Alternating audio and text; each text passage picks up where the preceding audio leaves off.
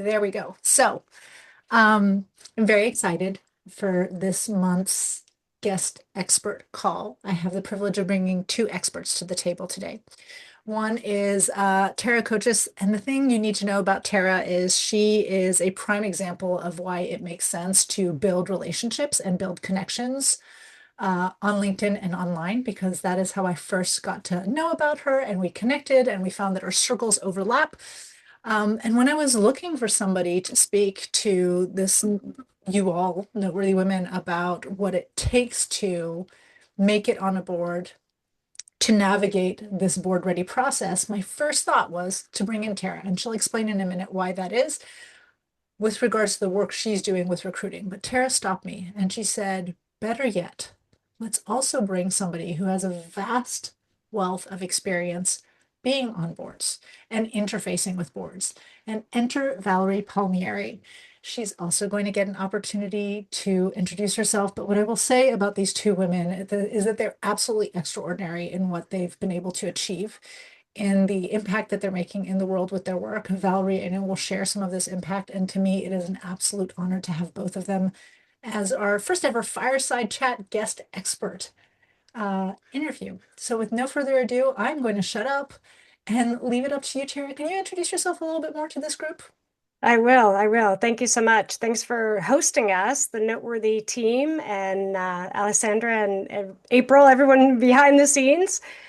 Super happy to be here. And absolutely right. We started talking about, um, what it would take to be on boards. And part of the reason that my name came part of that is because I ran a search firm and we placed people on boards routinely, right? And so with that perspective, have both the candidate perspective as well as the company perspective in terms of what companies might be looking for, and help Johnson& Johnson set up a nascent program to help bring more Black and Brown folks onto boards. And that was a 3-year program that we set up with Johnson& Johnson. And so it's a different perspective and it's a great one. However, it's always great to hear from people who've done what you might be trying to do, and that is to get boardroom ready, to think about your journey onto a board or more boards or publicly traded company boards. Whatever it is, feel free to put your question in the chat and we'll try to get to it. More toward the end as we go through this sort of one-to-one chat.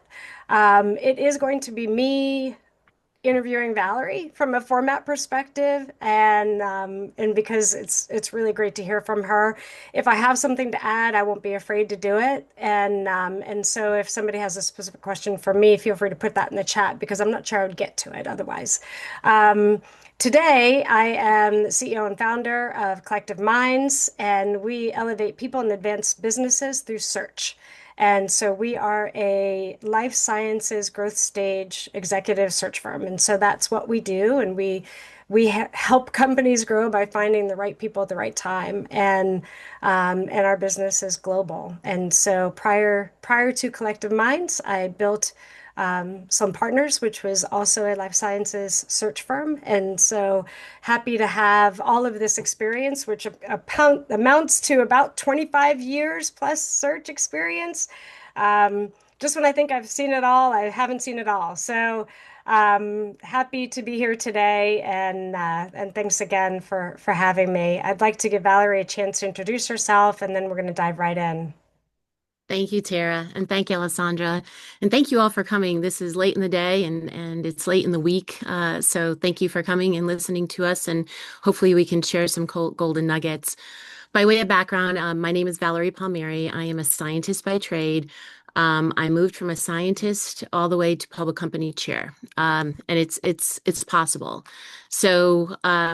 In terms of my company here, Momentum Consulting, basically what I do is I'm an entrepreneur by heart. I probably have taken 4 startups. Actually, it's going on 5, from idea through exit, and through those journeys, really have made a difference in terms of patient care. So, working on taking technology out of academics, where academics and scientists have a tough I would say tough communication. I always became the communicator, taking complex things, simplifying them. I'm giving you kind of tips as a board member right here, simplifying them. And then also I want to say is understanding your audience too, is really understanding your audience and realizing that, and I didn't realize this probably until late in life, in my 50s, and I call that late in life because I wish I realized it in my 30s, is that you have a lot of power in your voice, in your presence, and start using it. So, and I didn't realize it till late. So I empower my millennial daughters, and I'm going to empower all of you guys that use your voice, use your networks, use your presence, and make sure your ideas count. So, without further ado, I want to open up the floor for questions. Awesome. I have known Valerie, what, over 2 decades, right? It's been a long And time. Yeah. it's been a She's long time. actually seen my career probably evolve. So, I have seen her career evolve. But yeah. when I met you, you were already a leader. You sell Yes. yourself short, describing yourself as somebody on the bench. You didn't stay on the bench long in a No, laboratory. And no. so when we met, you were a leader, and our company did hiring for you. And so I got to know you in that capacity.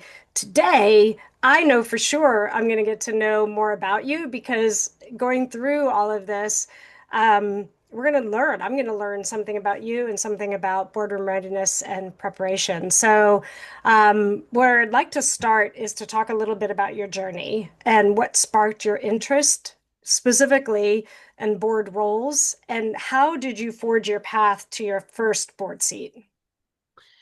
So, in terms of the journey, and I think that's it's kind of understanding your strengths, right? And leveraging those strengths. So I think in terms of the journey, I could always, and I'm a data person, being a scientist. So it's always taking the data, having the data represent the idea or the solution or the opportunity.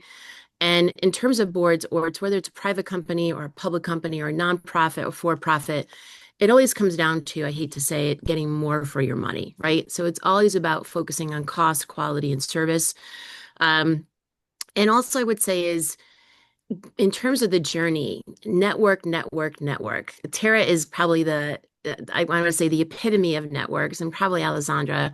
I don't do it as well as probably I need to, but really value your networks, whether you're fresh out of college or whether you're on your third or fourth job, like making sure you go back to that original team and you keep in contact with people. And whatever city I travel in, I have a dinner with a friend, right? And that friend is usually a friend I met from working with.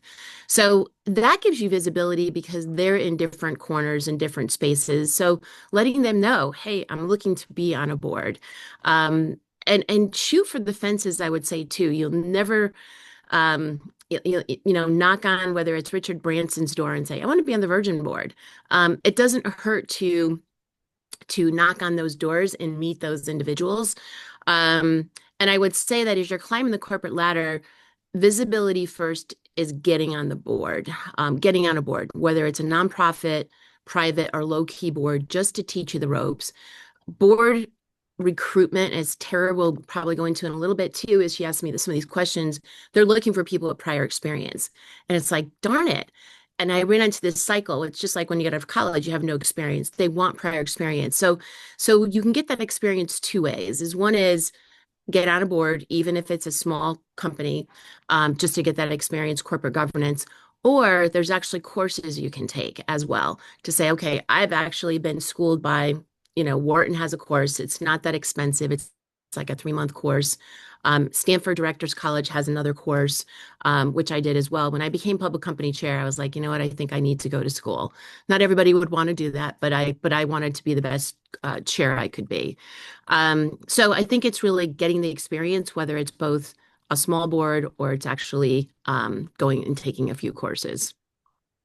Okay, so all of that's great, but how did you get your first one? Like, did you ask So someone or yeah? yeah. So how I got my first one is I basically was a public company a CEO, and part of the criteria of my terms was getting a director seat. So if you have when you become a VP or an executive, you're not usually going to get that director seat. So to get their director seat, especially in a public company, is usually you're the public company CEO. Or you could be a private company CEO and get that director seat. But it's getting that, being that leader and having that seat come with the role. And it may come after 6 months, but make sure it's in your term sheet at the get-go. Yeah, yeah, that makes sense. Okay. You mentioned visibility. I want to go back to that. When you think about visibility in the context of board readiness, what does that mean to you? What are you talking about? So visibility is a couple of things.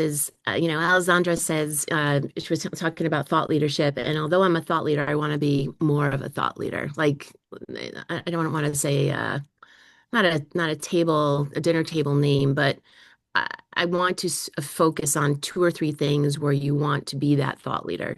So in terms of visibility, your visibility is, whether you're taking on a specific project, owning that project, getting across the goal line with meeting results, giving you visibility, whether it's on LinkedIn, you took the Wharton School course.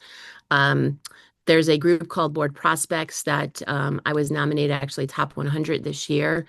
And that's a great, and how I got on it is because I was a public company chair. But that gives you an amazing visibility as well. But I also think as a woman, although the DE&I has been tampered down, I will, and I'm going to go into some stories later. There, people are still trying to diversify their boards. So as women, your gender has power right now, and leverage that power. But don't get taken advantage of because I'll talk about that too. So, um, but that would be Well, my recommendation. yeah. So what are the traps that women fall into or misconceptions for women that they need to avoid when thinking about boardroom programs or readiness? Yeah. So I would say a trap, not as a woman, but just a general trap, I think, thinking it's an easy paycheck and it pays well.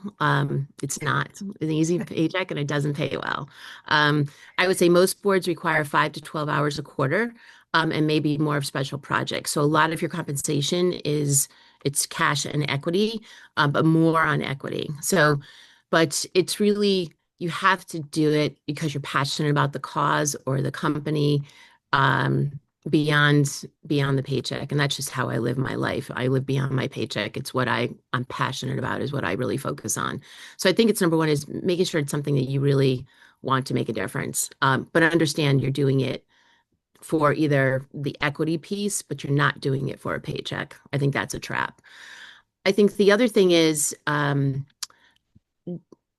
although you're a woman and everyone here is female, um, you also should be careful of that. And I'll tell you about a story, and I won't mention the name, but a very large public company board, and it's one that I had my eye on. A recruiter called me, and I was like, wow, this is fantastic. And it was an international board. I thought I'm travel internationally, just kind of where I am in life. And I think there's 8 board members plus the CEO. So I probably did like 9 interviews, right? I went through the 9 interviews and it got to the final selection. I wasn't selected. But as I went through the process, I did what I call post-selection interviews with some of the board members because I really wanted to know why I wasn't selected. I wanted to know like what could I have done better. And as Terry knows, I'm a very kind of reflection person. So I always want to know what I could have done better. And tell me the skinny, be hard on me. Um, so one of the directors said to me, and again, multi-billion-dollar company, said, Valerie, I'll be very frank with you. We put you in the mix. You were the strongest female, but we only had you as the female because we had to actually, from a DEI standpoint, we had to interview a male and a female, right, to get to the bottom, get to the final candidate. The males on the board had already made up their mind. So you were like a token interviewee as part of the process. And I was so just deflated. I was just, wow, this is really what it's coming down to. NASDAQ in 2022 put a rule in place that if you're a NASDAQ publicly traded company, they need one female board member, and they need one member who self-identifies as an underrepresented minority. So all I can say is, um, my lessons learned on any of this, I couldn't have done anything different, but I would just, kind of going through this process again. I would really want to be sure that you are in that top tier in terms of running for the position and ask them the question. I mean, I don't think it could ask the question, hey, am I just here because I'm a female, right? Because I didn't do it until afterwards and I wasted a lot of time. And I will tell you, since NASDAQ's rules changed, prior to NASDAQ's rule in 2024, DE&I was, I want to say the rule was vacated, but I was getting tons of inquiries. And since the rules changed, I think those inquiries they've definitely diminished. So Yeah. just be careful. Yeah. It's a good, I remember that story. You called me afterward and Yes, we talked yes, about it yeah, because yeah, that's hard to take, especially when you think about all the time and effort that you put into the interview process and preparation, and then to be, turned down, knowing that you're going to be turned down is tough.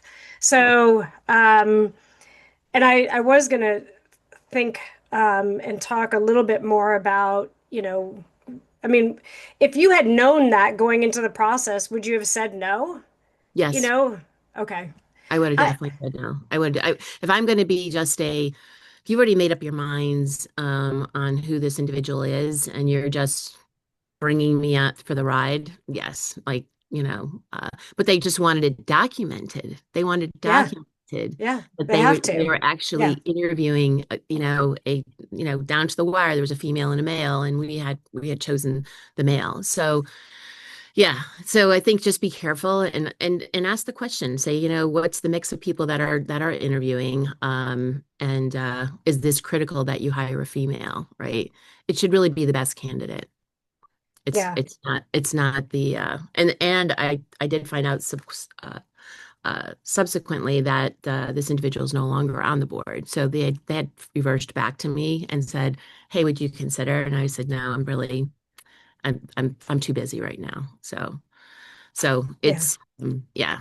So I think yeah. it's important to know that.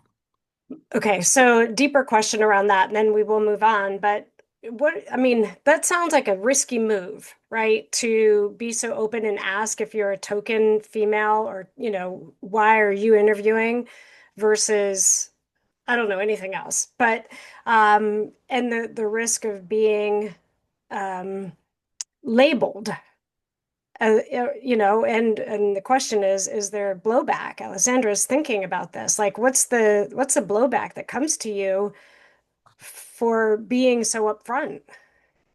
Yeah, Is it? I would say is now the rules have changed since late 2024. Yeah. So maybe this doesn't happen anymore. I mean, I thought the rules No, were it good. does. It still happens. So maybe it's like it doesn't happen as frequently because I was getting tons of inquiries. Um, and so I know there people are still trying to diversify their boards, but it's not as blatant. It's not as a requirement, right? Yeah. So yeah, I mean, I think I don't know. I've always taken the high road and being totally transparent. I believe transparency is the best way to be, no matter what. Like, just tell me the skinny. Where's this company going? I understand. And by the way, I even asked the question because I saw the mix was heavily males, right?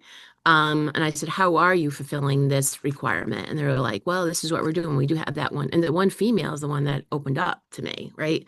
So, you can, on the flip side, you can go through the process because you build your network. Again, every single director you meet could be a future board seat Yeah. somewhere else, right? Um, but at the same time, I didn't like the fact they wasted my time and it was disingenuous. So, Yeah. Yeah. I get that. Okay.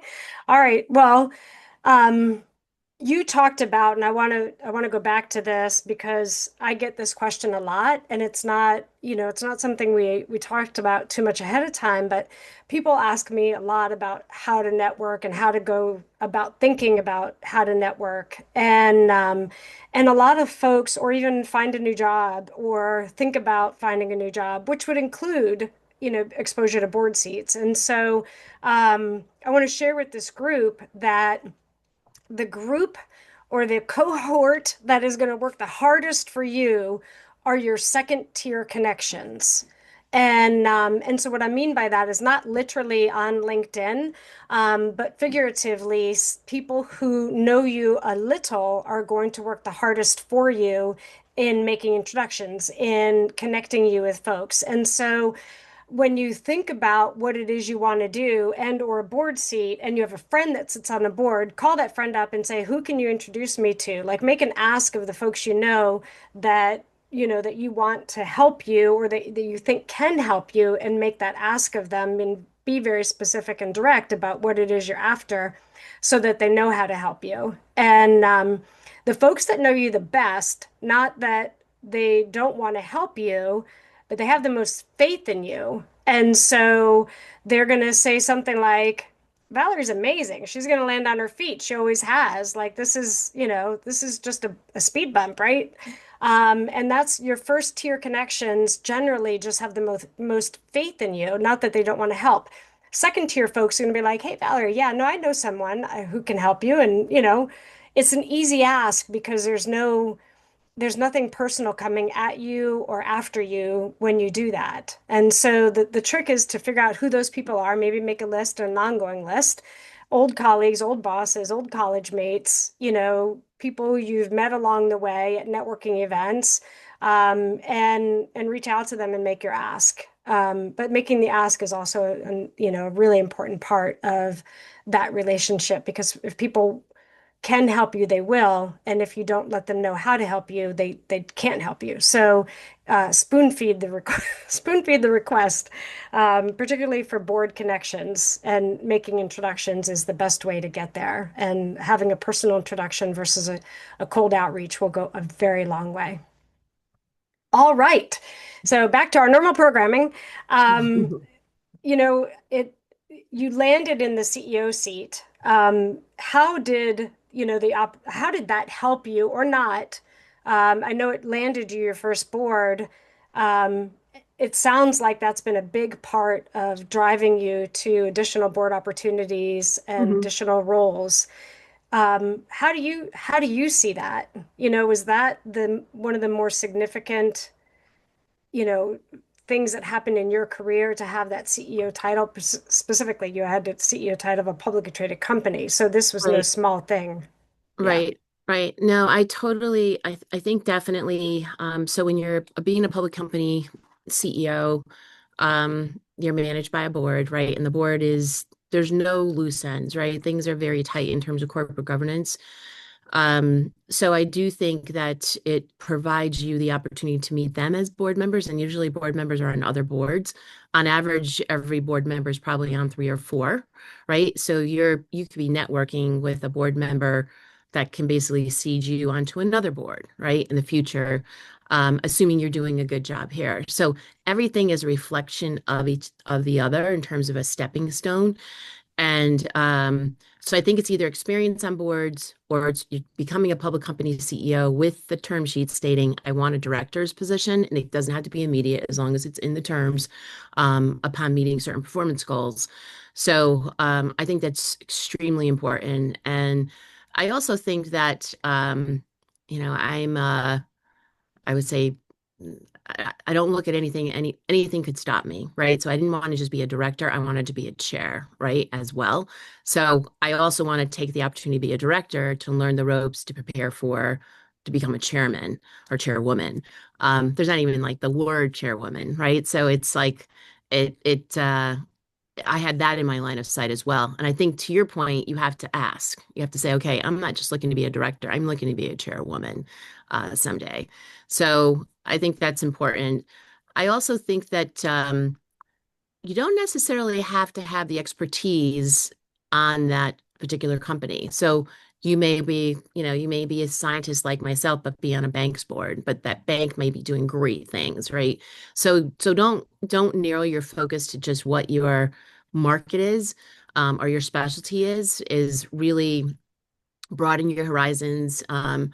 You know, uh, Even if it's, I don't want to mention a name, but I am in the final stages of recruitment for another board, but it's basically a athletic wear company for women and men, right?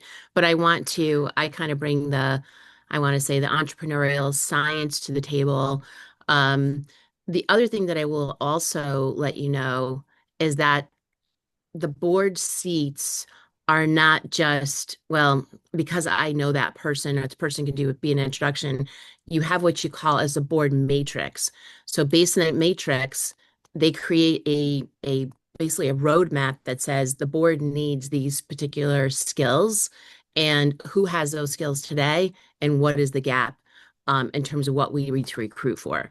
So it's really also positioning your skills in terms of how you think you can fill a role with that particular company and ask, like, say, I represent these assets, this competency.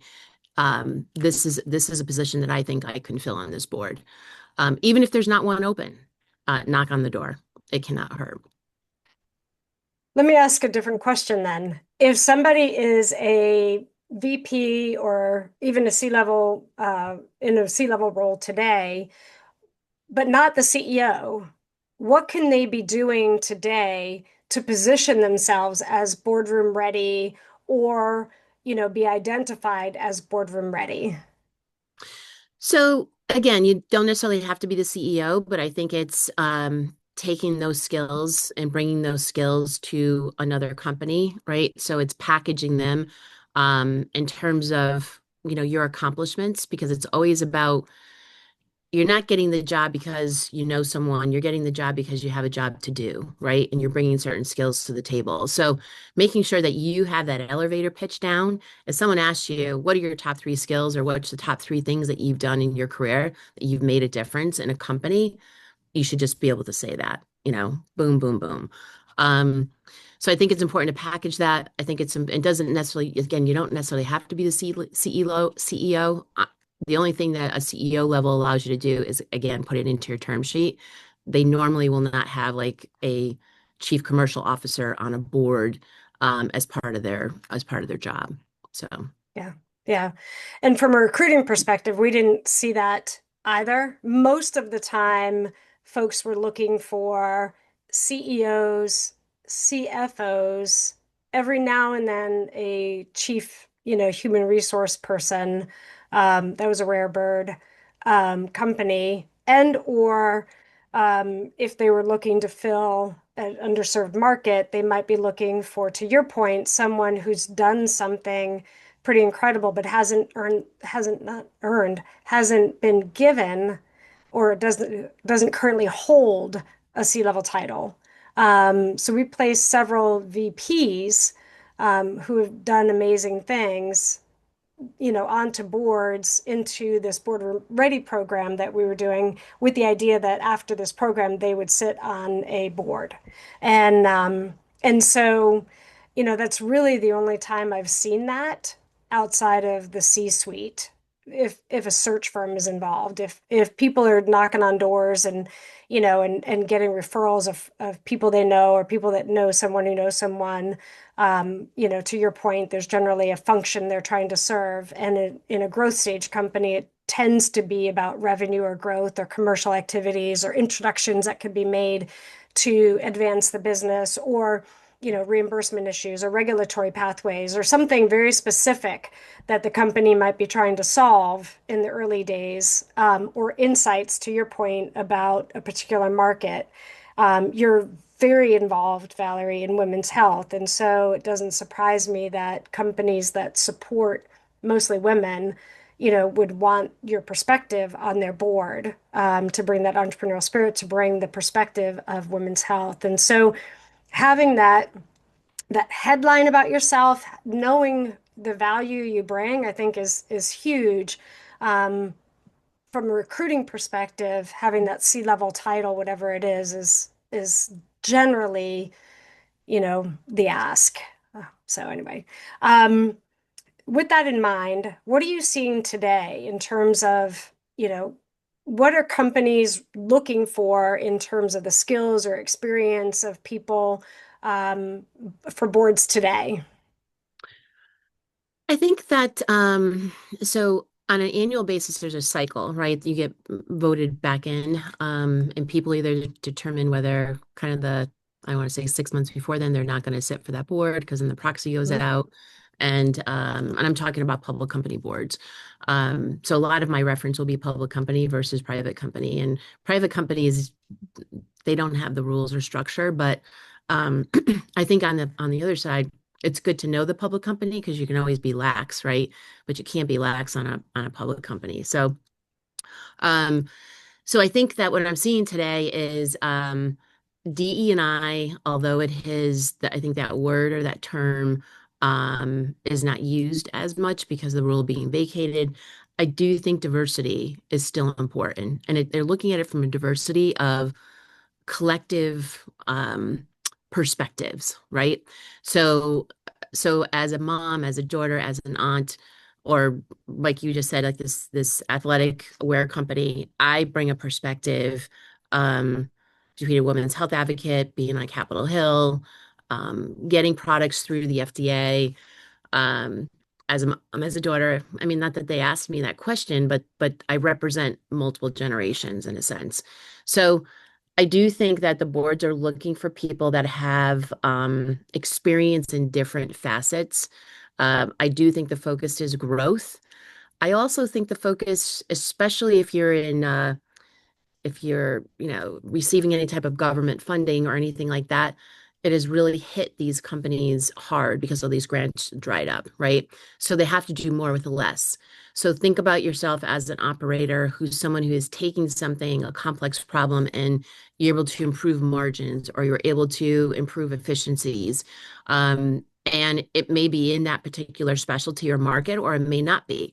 But the fact that you were able to take a workforce from 200 down to 50, or you're managing 1,000 people and you're able to get the same work done with 750, and you outsourced American, right? I think it's keeping track of I don't want to say it's stories, but when you're interviewing, when you're pitching yourself, you're telling a story, and it's being intimate about the details and being intimate about the numbers. So they're looking for people that have got the experience and have a track record in terms of what skill they feel they have a gap in. Um, and they're not looking just for generic, everyone could say, well, especially a finance person, CFO, well, I'm good with numbers. No, how did you grow a company from X to Y? How did you manage this reduction? Um, Even looking at if it's a public company, listen to their prior 10Q, right? Let's say you have your eye on a public company, listen to their prior 10Q and understand what's going to be I want to say, their agenda for the next quarter. And then how could you fill that agenda from a board advisor perspective or a guide perspective? Because keep in mind a board, and from going from a CEO to a chair, a board is the guide on the side. The CEO and the C-suite is operating the company, and you're just serving as literally that sounding board, right? That sound check. So that's how I would look at it. Find out what companies you have an interest in, where you think your skills could really be valued. Listen to the prior quarter, find out what gaps they have, and pitch, even if they're not looking. Come across a company you can make a difference. Plug your resume with an executive, or look on LinkedIn and say, let's say you look up a company and say, do I know anybody that's in some type of position in this company? And like you said, a tier two or a tier three. Go for it. Don't just wait for it to come to you. Go for it. And parallel, get on a small board, get on something, even if it's your church board or something local. You still have a board slot. You still have a board seat to say you're on a board. So, and you have to put work into it. It's not just going to happen. And it can be very, very rewarding. I would probably say too, if you love to mentor and coach, you are coaching that executive team. You are mentoring that executive team, and it could be so, so rewarding. And you see that company just take off. It's really incredible to see that. Yeah, amazing.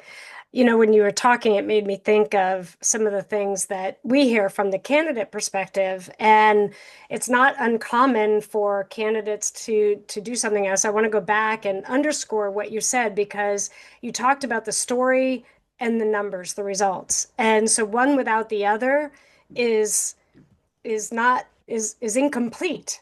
That's right. and you're a complete person. And so tell your complete story, which includes words and numbers, words and results. And, what do people want? What do you want people to know about you? And what do you want people to know your impact was, right? And so, when I'm presenting a candidate, I think of it like a story in a newspaper. Um, and so for some of you, that might be new information, but it's a printed material that you used to get delivered to your home. And so online, it would be something similar. And it's generally the headline and the story, right? So the headline is this, and to Valerie's point, what's your headline? And then if you were writing the story about yourself in short form, what would it look like? And so always have that at the ready to be able to tell your story. And so it's amazing to me. There are lots and lots of executives who miss one or both of those. So keep the story short, sweet, and impactful, and the results need to speak for themselves by way of numbers. So those two things really matter. Um, in your career, Valerie, what lessons have you learned? And I know you told the one story, but if you go back to your younger self, what would you tell younger Valerie? Oh boy. Um, I would say that don't see yourself literally as a male or a female. And what I mean by that is you can leverage your gender, but if you really consider yourself an equal, you don't even look at sex at all, right? You're not even looking at it. You're just performing. So number one is, and I grew up with brothers, so I never saw that. And I honestly, someone said that to me, like, Valerie, it doesn't make a difference from you. Like, so I'll give you an example. As someone, a public company CEO raising, hundreds of millions of dollars, I'm presenting at JP Morgan and big conferences, and someone, a photographer, was following me for a couple of days. And I said, why are you like stalking me? I really don't like this. You're annoying me. And he said, Valerie, turn around. So I turn around and I see all black suits. And he says, no, turn around again. And he says, you are one of two women in a room of 1,000 men, right? It didn't even occur to me. Didn't even occur to me. So I think my strength was I didn't even, I saw myself as an equal always. I never saw myself as to be weaker than a male counterpart. Um, the other thing I would say is speak up. Is you have, and I said this in my intro, you have a voice. You have so much going on in your head. And I think females, number one, they can multitask. Number two, they're thoughtful. Number three, they're empathetic. And they're really practicing almost what they're going to say and trying to also understand the next statement, right? At the same time, what they're going to hear. Just speak up, speak your mind. Think about what you say, less words versus more words. And I'd probably say the other thing that I would, if I had a do-over, is, and this just goes beyond the boards, is you really, really can change the trajectory of your, let's say, whatever universe you're in, whether you're in IT, whether you're in AI, whether you're in healthcare.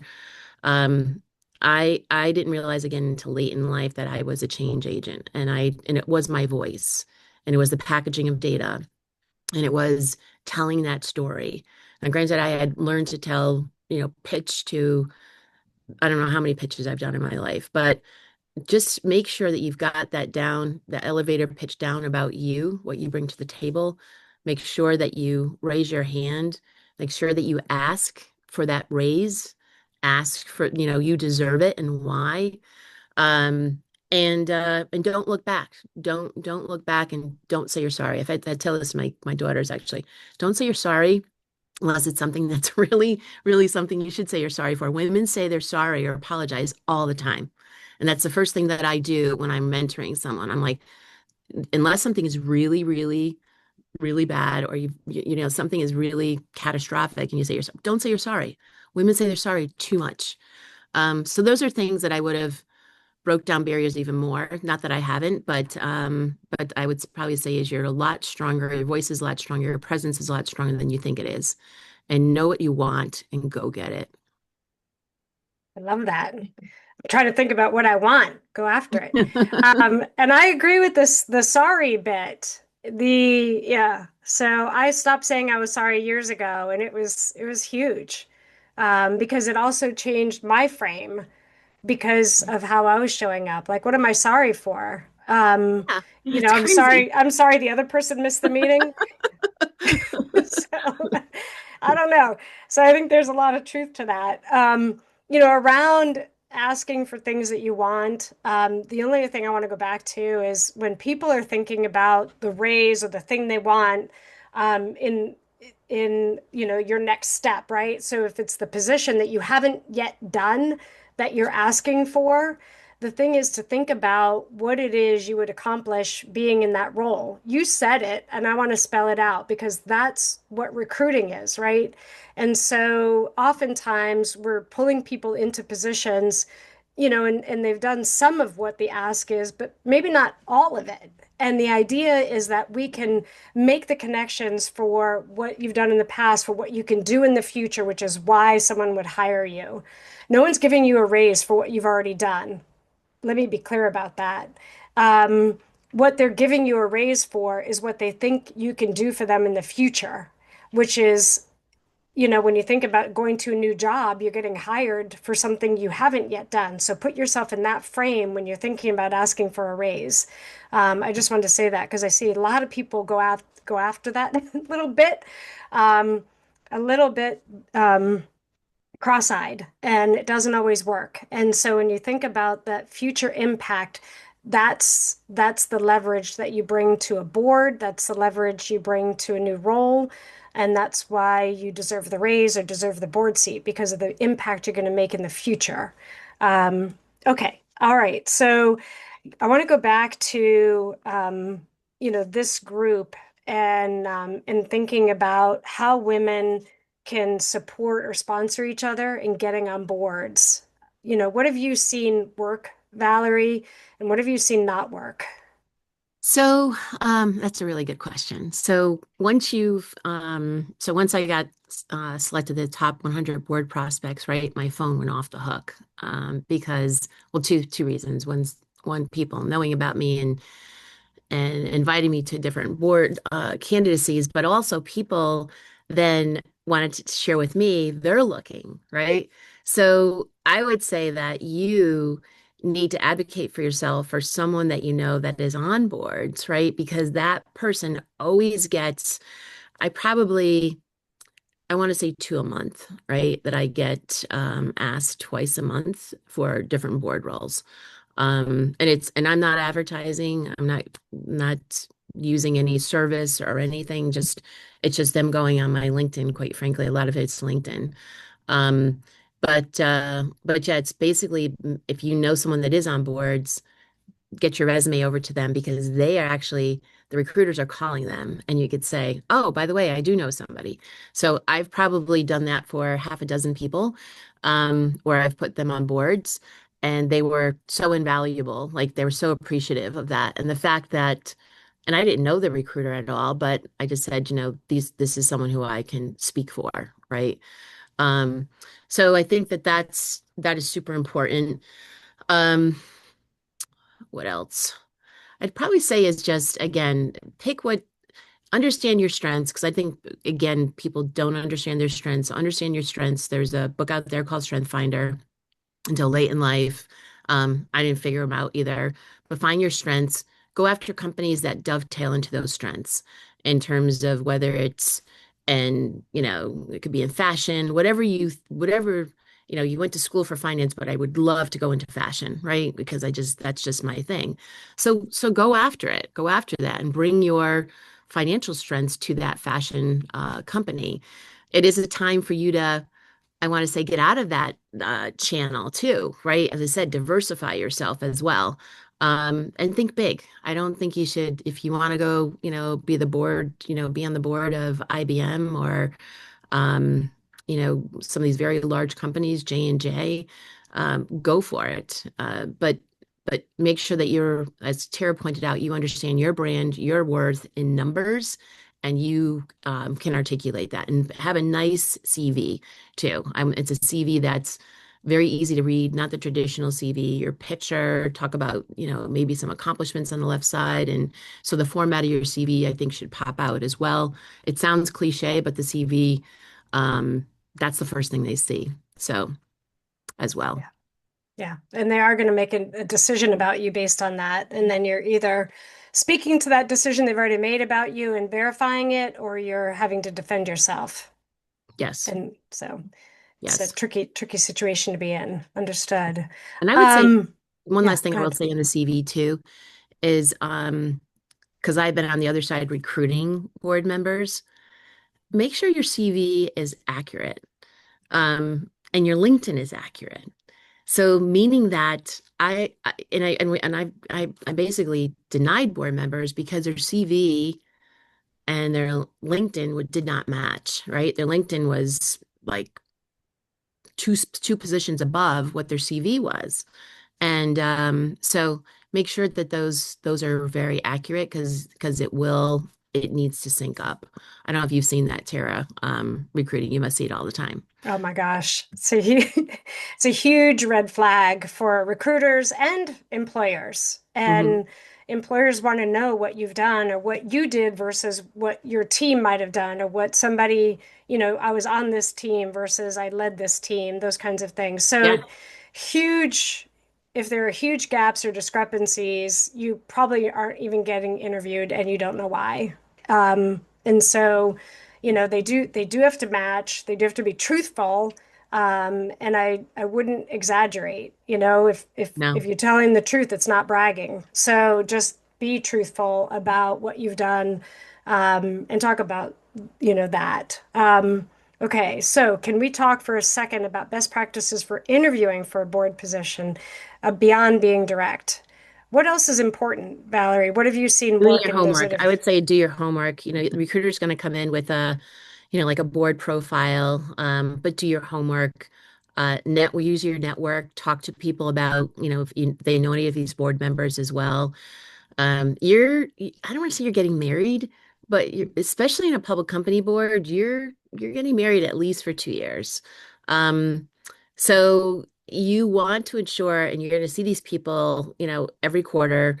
You want to ensure that they're of the same ethos as you, the company has the same ethos as you, because especially being a public company board, it's a big transition coming in and out, going in and out. So do your homework behind the scenes, leverage your LinkedIn network, look to see who's working there or on the board there. Don't just read the board spec from the recruiter. I'm not saying Tara's, it's not truthful, but you want to get this skinny. You want to really get this skinny. Even go on Indeed, go on Glassdoor, go on, just find out about the company. Ask that during the interviewing. I see that you guys have a bad review. What are you doing about it? Because they're interviewing you, but you're interviewing them as well. Yeah, yeah, absolutely. So a lot of people think that, asking other people about, those board members or that company feels like they're maybe putting the cart before the horse, or, um, you know, it doesn't feel natural. But the truth is, board members talk to each other before every board meeting. Pretty much most board members know what's going to happen at the board meeting before it happens. Nobody likes a surprise, especially in a publicly traded company. And so it's already happening. And if you're not doing it, you're not in the game yet. And so that's really important. I'm glad you brought that up, Valerie. There's a question, from Rosemary. What advice do you have for making the leap from nonprofit board roles to a paid board role? I've served as a treasurer, chair, and now director, on a nonprofit board and have won awards for my service. I'm regularly presented to large public company boards, and when I was employed by such companies, I'm often recruited by nonprofit board members for my financial expertise. How do I go from the minor leagues to the major leagues? Okay, so first off is look at your CV. Even go on LinkedIn and I'm happy to give you, like there's formats out there. I'm sure Tara has them, but Make sure your CV is your brand and it's really telling your story and it's about numbers. Again, it's about results. So being a financial person, Rosemary, you've got it. You've got it sewn. Not everybody has all the numbers and the results, but you've got that. So lock your CV, get your CV really in the right format. Then you find the companies that you really want to make a difference, that you feel, are worthy of your time. So come up with that short list. Push it out to whether it's human resources or if you have someone in that network that you can push it out to. But you got to make yourself known, and it does take work. I mean, I it's not like it's going to come to you. You need to go to it, and it's somewhat if you're selling yourself. But I do think it's definitely feasible, and I also think don't diminish being in the nonprofit world as being the minors.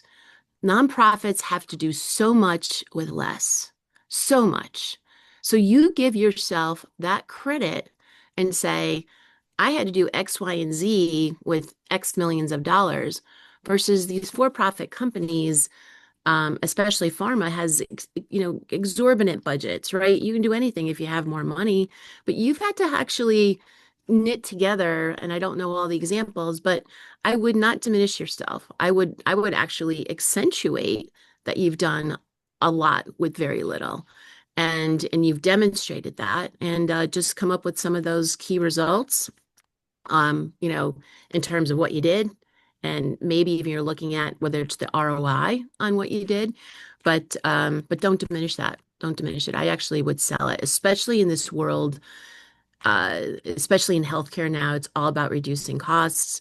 And I am sure even large hospital systems, which are considered nonprofit, would love to have somebody with your eyes and your ears to say, wow, you were able to do X, Y, and Z and understand the nonprofit world. So hospitals are also might be a great source as I think about it too.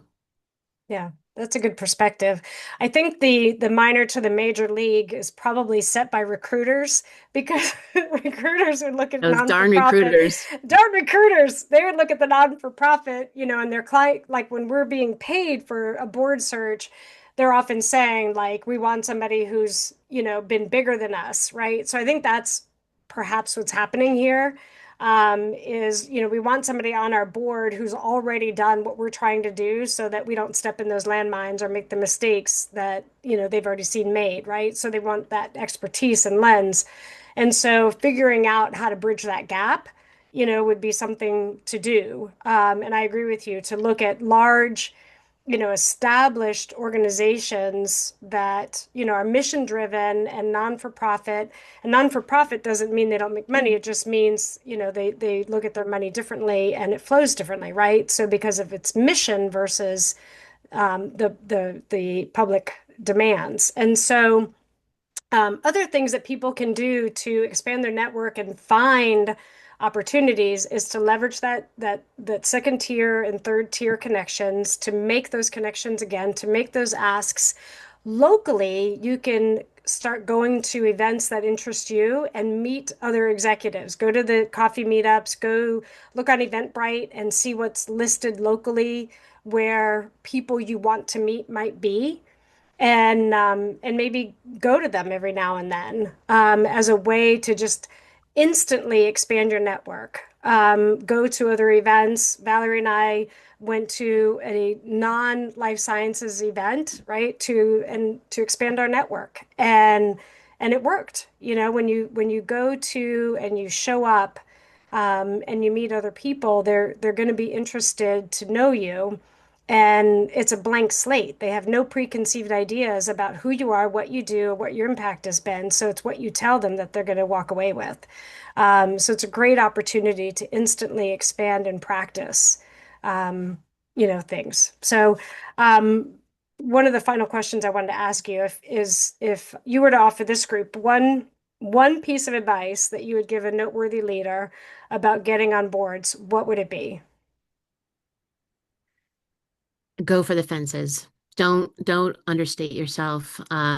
Each one of you is a leader in your own right.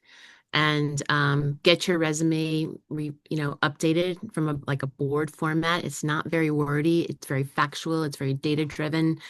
I also think that you just get on a board, just start riding the bike. And then, if you really I want to say polish yourself while you're doing this, is take a corporate governance course. And there's in each state, there's a firm called NACDS, it's National Association of Corporate directors. Directors. Yes. So and they have courses, they have board ready courses too.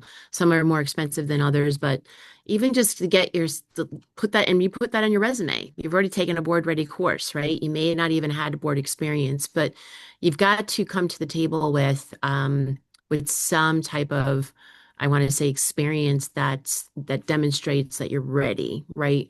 And I think even taking a course and saying, you've got that expertise. I also think find a company that interests you and see if a slot's opening up. There's always transition on an annual basis, and network, network, network. It takes time, but it's so worth it. Um, Met Tara and Alexandra through networking, right? It wasn't, and then, one thing leads to another. So, it's just, it keeps on giving. Yeah. Yeah. Any other questions from the group? I love what you did here, Alessandra.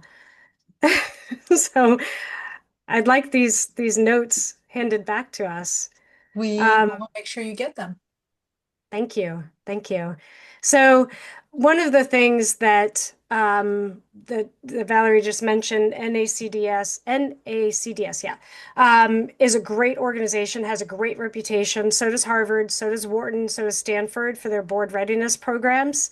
Mhm. The more industry focused board ready programs are um, less likely to get attention because they focus more on their industry versus board governance and those kinds of things. And so these groups that are mentioned are nationally recognized by every employer as worthy. And so that's important to note in terms of board readiness courses to help you out. Yes, and I've taken the one at Stanford. It's a weekend. It's amazing networking. It's kind of pricey. So if I were to compare the online course at Wharton, which is 3 months, very time consuming, but I think for the dollar, the Wharton course was really, really good, really good. And you're talking to people all over the world. It is actually phenomenal. So it's almost like being on the United Nations. Yeah. Um, so. Well, if your employer has an education program, that could be something that they could sponsor for you. So something to think about in terms Yeah. of your executive leadership. Yes. I'll Okay, see if I can thank find you. the corporate governance course from Wharton too, and I could put it in the link So as well. you all are incredible because you managed somehow to stay on time, and this group will tell you I'm not capable of doing that. So I am already very impressed. I really appreciate the wealth of information. I tried to anticipate the questions I thought many of the women were having while talking to you. Some are questions I have, the one about not being in the corporate world, but having other than nonprofit board Mm-hmm. aspirations is still there for me and not giving up. Technically, I am CEO.